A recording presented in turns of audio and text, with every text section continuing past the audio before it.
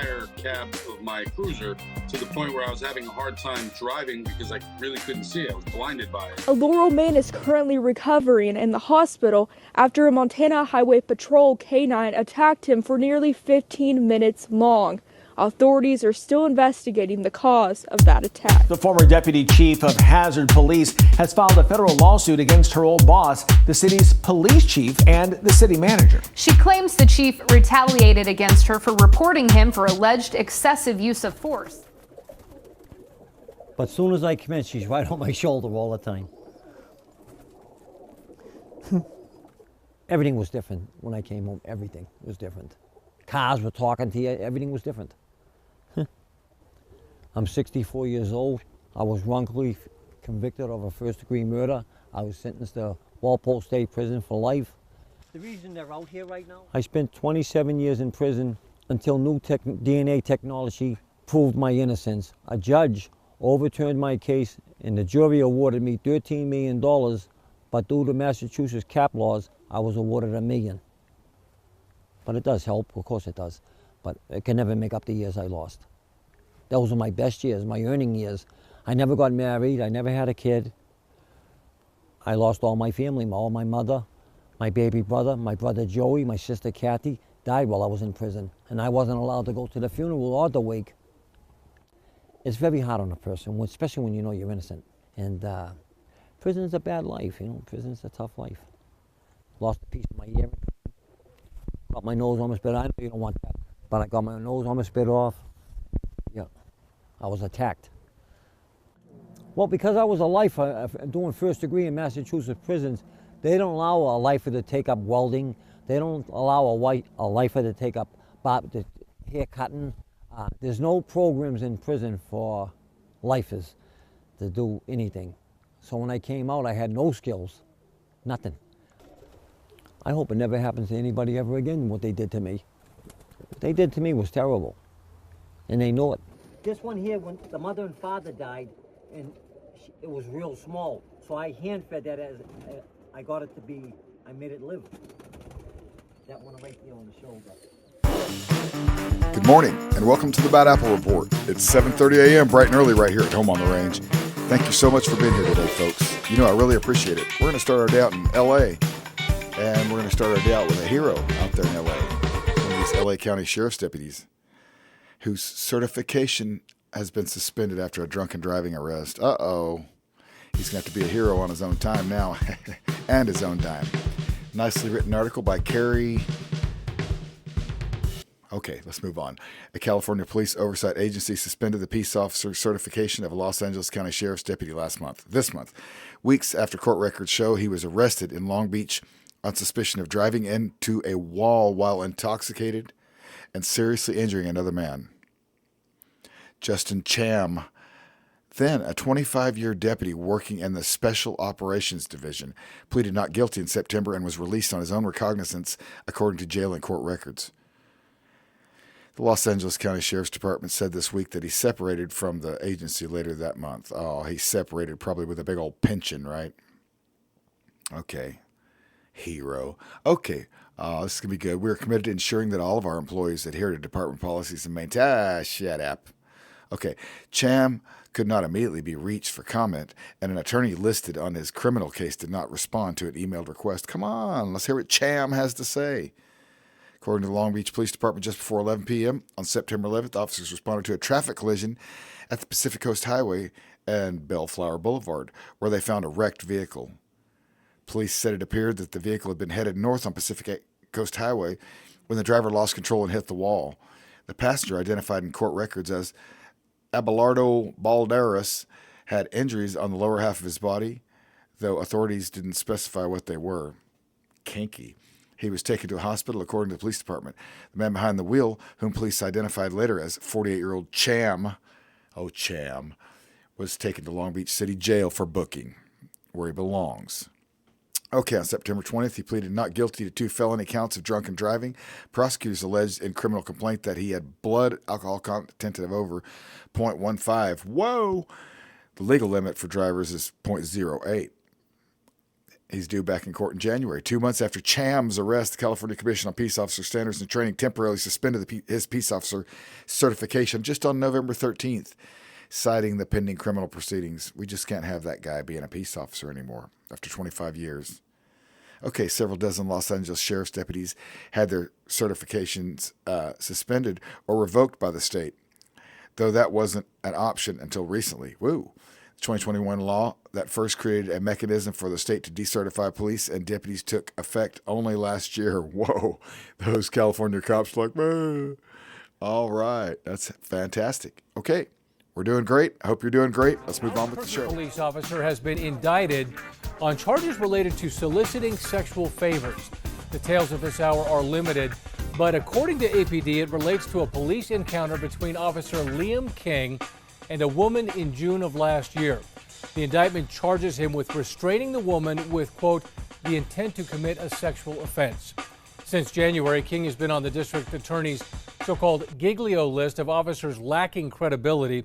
King has been on administrative leave since October 15th, when the department first learned the case was going to a grand jury. I wasn't sure what was going to happen because the dog wasn't stopping. The attack happened about 8 a.m. Thursday morning on Wyoming Avenue in Laurel. According to officials, 51-year-old Mark Rady went to put up his Christmas lights when a large dog, later identified by Laurel police as a Belgian Malinois MHP K9, attacked him. The dog was not giving up. Fire Chief J.W. Hopper says non-lethal strategies like a taser and catch pole would not control the dog. An officer eventually struck the dog twice on the head and killed it. Hopper said Laurel police officer Baumgartner did everything in his power to stop the dog in those moments. In my mind, I was thinking, is he going to switch and come at us? I really thought that we were all probably going to end up getting bit at some point. The dog and its handler live on the same block as Rady, according to a nearby neighbor.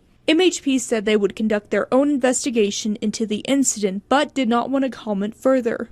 Sheriff's Office K9, stop her. I'm going to send my dog. You will be bit. Montana Highway Patrol K9s are trained in Boulder, Montana, becoming official officers. K9 has proven time and time again to be one of the most useful tools we have. They're trained to obey their handler. For whatever reason, he kept going for the individual that he had originally bit, and he never did really come at any of the rest of us. Rady's wife told MTN they're taking it one day at a time. Either way, it's a situation no one wants to be part of. It was new for all of us. None of us had ever been in that situation. I'd never been around a dog that was that aggressive. Chief Hopper would like to praise the Laurel Police Department for their quick thinking. He's got my 100% support. I'd stand behind him 100%. It was a scary situation. Anyone want to take a guess? Well, you'd be wrong. We don't have any diddlers on today's show. That's right. But we do have a muggly, fugging, goofball bad apple. I don't even know what I just said, but he is that. He's muggly. He's fugging muggly. All right. CCNO corrections officer arrested for bringing drugs into jail. Look at this guy. You hired this guy? Okay. Bryan, Ohio. Of course, in Bryan, Ohio. An employee at Correction Center of Northwest Ohio is facing drug charges after allegedly bringing narcotics into the facility. Thomas Logan, age 41. This guy's only 41. Jeez. Was arrested on November 22nd and charged with illegal conveyance of drugs in a detention facility in Bryan Municipal Court. Jail officials said Logan was hired in March of this year as a corrections officer and fired on November 22nd. Idiot. He was a probationary corrections officer at the time. Oh, this guy's overseeing people. A preliminary hearing is scheduled for December 2nd. And look at that idiot. That's right. Goofball. Okay, let's move on with the show. It was a perfect sphere, and it almost looked like plasma moving constantly. I was perplexed and confused at what I was looking at. That is veteran Connecticut police officer Robert Klein describing what he says was a close encounter with a UFO. Take a look at this video. This is a reenactment of what Officer Klein says he saw back in April of 2022, taken from his description. He says he was barely into his overnight shift on a stretch of dark road that runs along a lake when his patrol car was filled with bright light that emanated from an object that was hovering near his car. The light changed colors several times, and then it zipped over the lake in the blink of an eye. Here to talk to us more about this alleged UFO sighting is News Nation special correspondent and investigative journalist Ross Coulthart. Ross, it's always good to see you. I want to get your immediate thoughts on this account from Officer Klein. G'day, Natasha. Well, it's exciting because it looks like, when you see that fantastic reenactment that News Nation's done, it looks like something out of Close Encounters of the Third Kind. You see the cabin of his cruiser filling up with light, and then when he's got his faculties back, he looks out the window, and as he describes, it's this gigantic, pulsing, multicoloured orb. And it's quite extraordinary. But the thing I find fantastic is that an officer with the experience, 25 years experience of Robert Klein, showed the presence of mind and indeed the courage to feel okay about coming forward and talking about it publicly. I think that's the most significant and important thing, because frankly, these sightings are happening all the time. There's a huge intensity of sightings right now, many of them orange plasma balls like he described, and where he is very close to one of the most important UFO sightings areas in US history, which is the Hudson Valley, where there was an enormous number of sightings 20 to 30 years ago.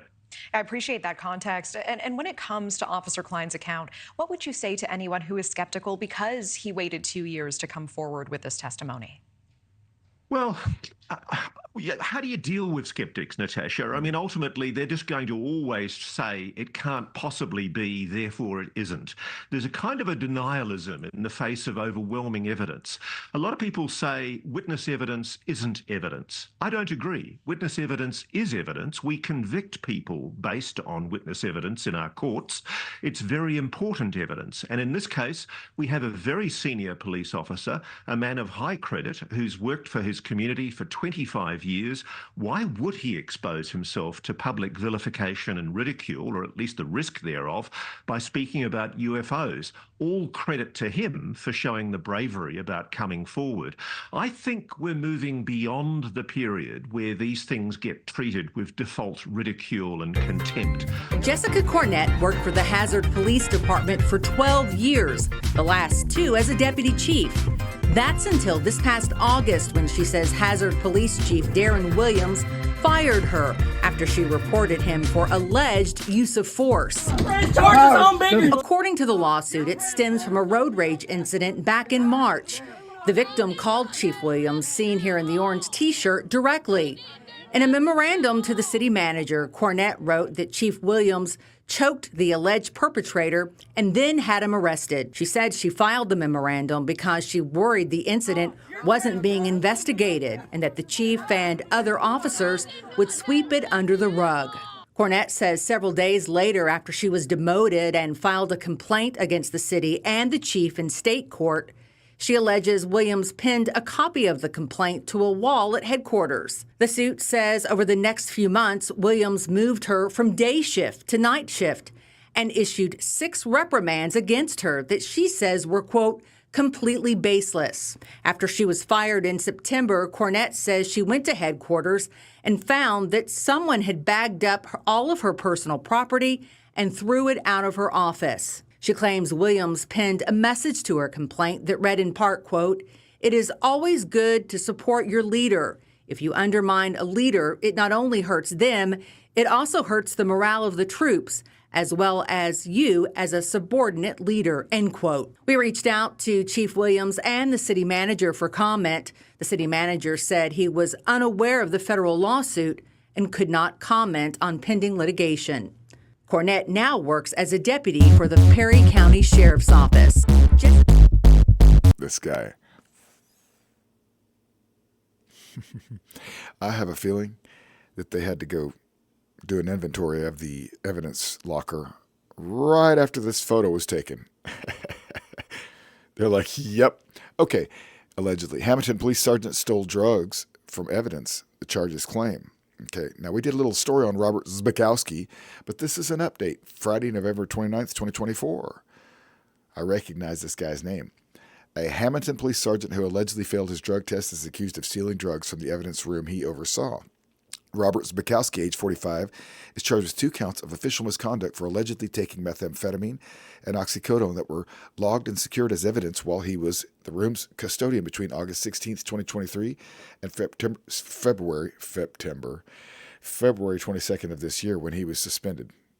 Febtember, I like it. Okay. The Hamilton Police Department contacted the Atlantic City Prosecutor's Office after Zbikowski failed his urine test February 12th, and an inventory was taken of the evidence room according to the affidavit of probable cause obtained by breaking AC. I wonder why they urine tested him. They took a look at this photo and they're like, urine test on that guy, Zbikowski. All right. 9 items listed as containing confirmed and suspected methamphetamine were missing, the investigators wrote. Surveillance of the evidence room on February 15th and 16th, 2024 found Zbikowski tampering with 2 separate logged and secured evidence bags, both suspected to be methamphetamine, the affidavit states. Search warrants were obtained in September for Zbikowski's cell phone and to obtain his DNA sample via a buccal swab. The NJ State Police DNA Laboratory confirms Zbikowski's DNA on 1 evidence bag that was torn open and described as containing a pill bottle with 9 blue circular pills believed to be oxycodone, according to the investigation. There also were tears, holes, cuts made near the evidence bag and the area under the folded seal and behind the label. The investigator observed cuts through the middle, pen-sized puncture holes, and holes resembling those made by pressing the fingers. Blah, blah, blah, blah. Okay, this goofball. He was like, okay, allegedly. Sneaking a toke or whatever they do with that stuff. Additionally, items of controlled dangerous substance evidence had been returned from the lab and visibly marked with NJSP evidence labels, and they were found torn, cut open, tampered with, empty. Oh, man, this guy was going for it. Zbikowski was charged on a 5-count summons this week that includes the 3rd-degree charge of theft by unlawful taking, along with 4th-degree counts of tampering with evidence and obstruction. What about being a druggie? All right, that's Zbikowski. He's a goofball, threw his career away like a knucklehead. Anyways, get some help, buddy. Welcome to the Bad Apple More Report. fallout from the allegedly illegal speeding ticket operation out of Addis. Yesterday, the Attorney General said they're investigating Ward 2 Constable Ron Tetzel's office for issuing tickets in school zones on LA1. The $150 citations came by mail to more than 4,000 drivers. Do the math on 4,000 citations at $150 a fine. You're looking at $600,000. You cut it in half. In 2 weeks, they generated $300,000. Based on the tentative agreement between the constable's office and the speed camera company Emergent, this is how the money from each $150 citation would be divided. 50%, or $75, would go to the offices of the constable and the justice of the peace. 10%, or $15, to the school system, and 40%, or $60, to Emergent. Well, Emergent wants their 40%. They told the constable and the justice of the peace if they didn't receive their $90,000, then they would have to file a lawsuit against them. Senator Caleb Kleinpeter says he's spoken with the company, and apparently the constable's office owes them quite a chunk of change. However, after speaking to the Attorney General, he's not sure if a judge would find them liable based off what they perceive as an illegal operation. You can't sign a contract whenever it breaks the law. And then there's the issue that even though more than 4,000 tickets were issued, very few have been paid. At the time Tetzel was told to stop issuing tickets, only 30 people had paid them, which, when you factor in the breakdown, means the constable's office only made about $2,200. Where they will get the remaining $87,750 is unclear. We're still trying to figure out if it was just, if the money went to the Justice of the Peace's account and the constable's account, or if there was a third account or a fourth account. That's the ruling from the New York State Supreme Court. The court came down hard on the Steuben County Legislature in several areas, including improper use of executive session to discuss the issue. 18 News has a copy of the court's written opinion. Part of it reads, evidence was presented that at least one legislator and likely others were threatened by the county attorney that if they did not vote in favor of revoking the sheriff's indemnification, they could each be individually liable for any actions brought against the sheriff. That threat was made in bad faith and has no merit. Additionally, during the passage of the local law revoking the indemnification, the county engaged in multiple questionable practices, including the Legislative Public Safety Committee voting to recommend the sheriff's indemnification revoked while in executive session. The court is troubled by this use of executive session and the lack of a record of any discussions, either pro or con. The failure of the Steuben County Legislature to follow the open meetings law irreparably taints the legislature's actions on September 25, 2023, where local law 4 of 2017 was ultimately rescinded. The court orders that the law that attempted to strip the sheriff of his liability insurance was unlawfully enacted and is deemed invalid. And it is further ordered that respondents are enjoined and prohibited from implementing or putting local law number 11 of 2023 in effect. And the court ordered that this decision and order is without prejudice to the Steuben County Legislature to readdress the issue of the sheriff's indemnification. Without prejudice means it can't be appealed and the court's order is final. In an email today, Sheriff Allard points out that the county spent nearly $200,000 on legal fees defending the actions that have now been ruled illegal by the state Supreme Court. He also says he's thankful that justice has been served. The mayor of Denver, if he's going to resist federal law, which there's a long-standing history of the supremacy of federal law, if he's going to resist that, it will go all the way to the Supreme Court. Senator Rand Paul warned Denver Mayor Mike Johnston could face legal consequences for his refusal to support President-elect Donald Trump's mass deportation plan. Johnston, along with other mayors, has vowed not to help carry out Trump's plan, claiming Denver will remain a welcoming city for immigrants. Paul criticized this stance, saying it would be challenged in the Supreme Court. I don't know whether or not there'd be a criminal prosecution for someone resisting federal law, but he will lose. And people need to realize that what he is offering is a form of insurrection where the states resist the federal government. Most people objected to that and rejected that long ago. So I think the mayor of Denver is on the wrong side of history and really, I think, will face legal ramifications if he doesn't obey the federal law. Paul also disagreed with Trump's plan to use the army for deportations. You don't do it with the army because it's illegal. We've had a distrust of putting the army into our streets because the police have a difficult job, but the police understand the Fourth Amendment. They have to go to judges. They have to get warrants. It has to be specific. And so I'm for removing these people, but I would do it through the normal process of domestic policing. Earlier, he warned using the military for such actions would be a terrible image and unlawful. He spoke on the topic of confirming Governor Kristi Noem as Trump's Secretary of Homeland Security. I will not support and will not vote to use the military in our cities. I think it's a terrible image. I don't recommend to use the Army, but I would use the FBI, I would use ICE, I would use Border Patrol. We made it to the end of another Bad Apple Report. Far out.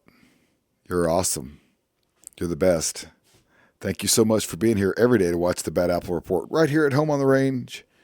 Or right here at home, way off the range. No, this is actually a green screen. We're not really in outer space. Anyways, you guys are awesome. Thank you so much. We'll see you right back here tomorrow morning at 7:30 a.m. bright and early for another batch of Bad Apples. Have a great day.